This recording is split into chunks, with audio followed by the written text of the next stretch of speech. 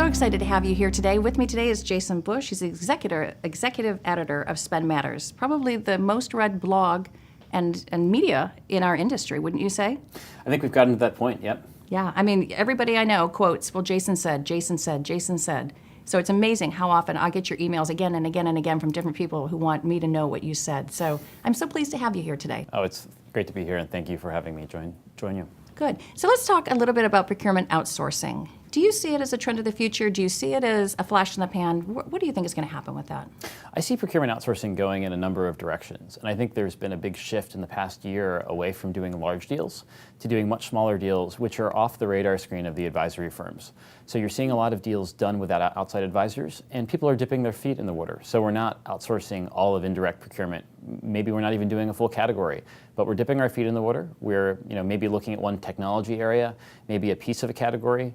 Maybe it's even part of a process. So it could be around supplier management, for example. We want to keep supplier development people in-house, but we don't really want to do supplier audit quality work ourselves. We can give that to a third party. Mm-hmm. So I think procurement outsourcing in general is a rising trend, but not as we defined it in the past, and not as the big firms look at it and define it. I see much more targeted buckets. All right, so two words I'm hearing go together, which I used to say diametrically opposed, would be innovation and procurement. And now we hear that conversation all the time. So do you see procurement becoming innovators in their companies? In general, no, but on the fringes, absolutely. I would say the top 20% of procurement organizations, if you look at different KPIs you might track in terms of spend under management, savings generation, being able not just to book savings, but implement it. For those companies, those leaders, innovation absolutely counts. And it's happening in a whole bunch of areas. One area is strategic sourcing. So it's not just following a sourcing process and doing an auction anymore. It's getting more creative with your suppliers and asking them for input. How should they lot a given event? So rather than saying, we've got 1,000 things we're buying and you've got to bid on these nice bundles of 100 things each, so 10 different lots, it's tossing it to them and saying, you tell me, how would you like to supply this to me? If it's services, tell me the price breaks in terms of building a center or running a captive for us. Give me the price breaks. If it's manufacturing and it's a widget, tell me what type of order quantity you would like to ship to me. And on what basis? Should it be daily? Should it be weekly? So rather than me give you the spec, work with me to give me your best options, and your best possible pricing based on what you're ideally, designed to supply. So I think innovation absolutely exists. I think we're seeing it a lot more around risk management and vendor management today.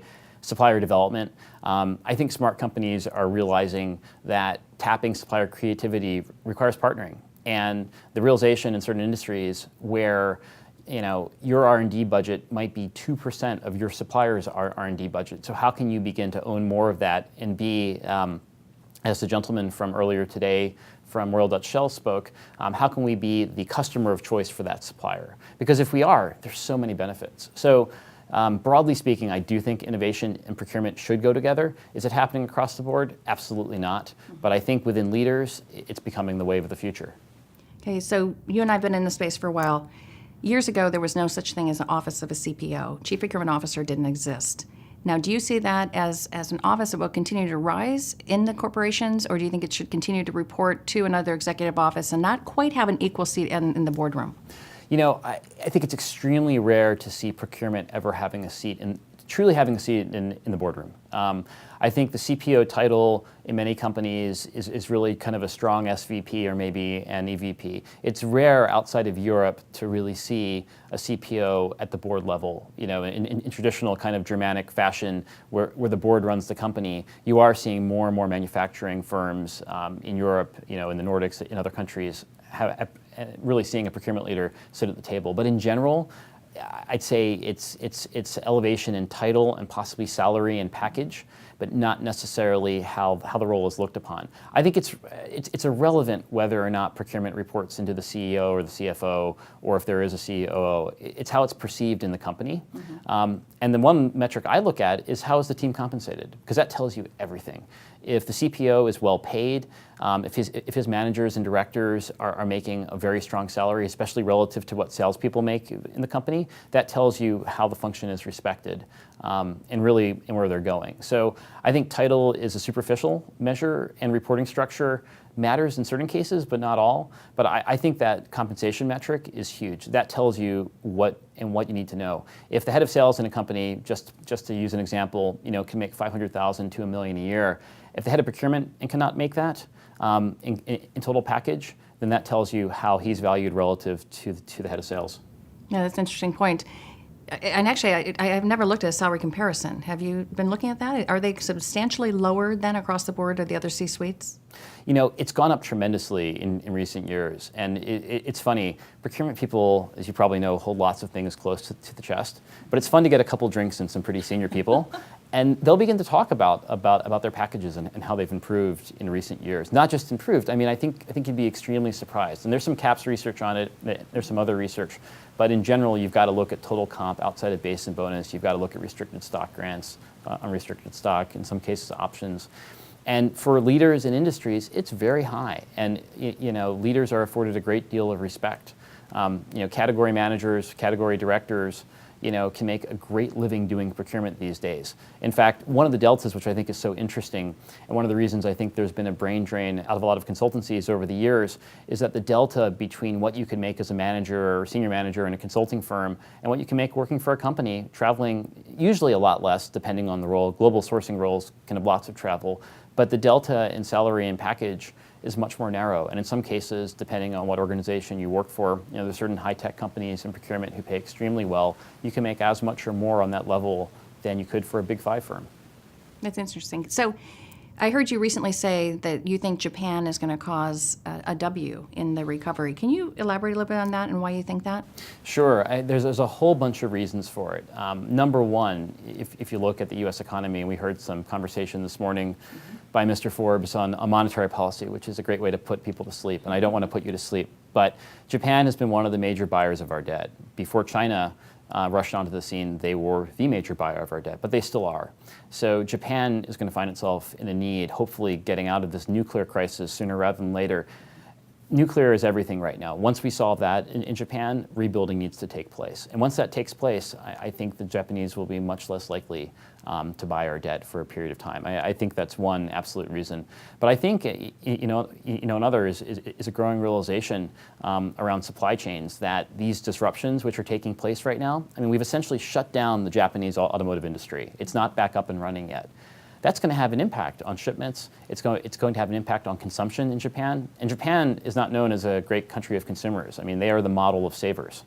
But we're going to see some demand there, but it's unlikely that we're going to see those disruptions even out quickly for the rest of the world. And if we look at kind of sub-tier suppliers, so if we look at steel companies in Japan, if we look at fab companies who supply the semiconductor industry in Taiwan and other areas, it could be weeks or months until that supply chain is fully back online.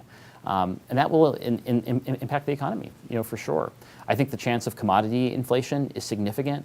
And if you look early on at the signals, for chip prices and everything else, and we see commodity inflation in Japan cascade to other markets, which will quickly happen, whether it's high-tech products, parts, components, or whether it's food or other items, that's going to put a damper on the economy as well. So I'm worried about the U.S. economy at this point. I think we were on the right track for a while. I think we spend far too much money. I agree with Mr. Forbes on that issue as well. But I'm quite concerned. And I think we've got to get through the human tragedy first. And I don't think we fully understand the magnitude of it yet. And there are people behind supply chains. I think we often forget that. And I wrote a piece on it recently about the importance of focusing on your people, your suppliers. What is going on the ground? Are they telling you the truth? In Asian culture, we try and save face in lots of cases. So the situation could be a lot worse. So care about them, care about their families, figure out what's really going on. But we've got to get past that first before we even measure the true supply chain impact and the ultimate economic impact as well. Okay, so let's turn this to business personal. Sure. Not personal. We'll keep it business personal. SpendMatters. What should we expect to see out of you? You're always innovating yourself, and so what should we see? SpendMatters really started out in the early days as kind of a slightly paid hobby. It was fun. It was a way to spend some time and get my thoughts out, in between doing consulting projects and other things. But a couple years ago, it really started to grow up. And once we saw a chance to really, become the #1 media site, yes, we're a blog, and we make no apologies about it, but there's 7 people behind it now, full-time across the sites. Wow. and lots of other contributors. So now we have 3 sites. We have SpendMatters, we have SpendMatters UK Europe, and we have Metal Miner. And our goal is to dominate from a media standpoint in terms of traffic and influence in every market we're in. So Metal Miner is only 3.5 years old now, yet it's overtaken American metal market and is right behind Crew. And so we're actually the biggest metal site in North America right now for media. SpendMatters is far and away #1 ranking in terms of media sites. SpendMatters UK Europe, we're hoping, is #1 in the next 6 months. So we'll selectively enter verticals. We're going to go after healthcare and public sector. Oh, that'll make it interesting. Next, and hopefully not make too many enemies, though I think there's a lot of aspects of the healthcare supply chain which need blowing up. But our goal is to have entertaining content. It's to have high quality people writing it. So we will hire journalists. We have a full-time journalist on the Metal Miner side. Most of the people who write for SpendMatters and SpendMatters sites are expert. And maybe they're not expert like an analyst, but they've done it. They're entertaining, they're good writers, they have strong opinions, and they can back them up. So I think the formula, I started with SpendMatters originally, it will cascade across these other sites. But at the end of the day, it's about having fun. I always tell people, if you want to make money, don't go into the publishing business. You can make far more money doing virtually anything else, because advertising budgets are small, lead generation budgets aren't huge, but you've got to be passionate about it. And with everything I have going on, the thing I love most, besides spending time with my family and heading out for a run, collecting wine, the thing I absolutely love the most is waking up at 5 in the morning with a cup of coffee and writing. I'm passionate about writing the blog, and I hope never to lose that. Well, you can tell. You put out more in a day than I could put out in a month. It's amazing. And you're a great writer on top of that, and entertaining on top of that. I love how you can poke some fun at everybody out there. So you've been at the SIG Summit for a couple days. Are you enjoying your experience? Yeah, I mean, Don, you guys always put on extremely high-quality events. And I think what separates them out from others, the quality of the networking is great, not just from who's here, but people aren't guarded, and the conversations are very open and candid. So on some levels, it's probably been maybe at 3 or 4 over the years, people have their guard down, and they're willing to talk. And I think on a personal basis, that's great, but there seems to be a real camaraderie. And even if you're new to it, and there's a lot of new folks here this year, it's very inclusive. It doesn't feel exclusive. So I'm having a good time, and the content has been great. Good. I'm so glad. So I know we're out of time, so folks, thank you for joining us today. I'm Dawn Evans, and I'll see you next time.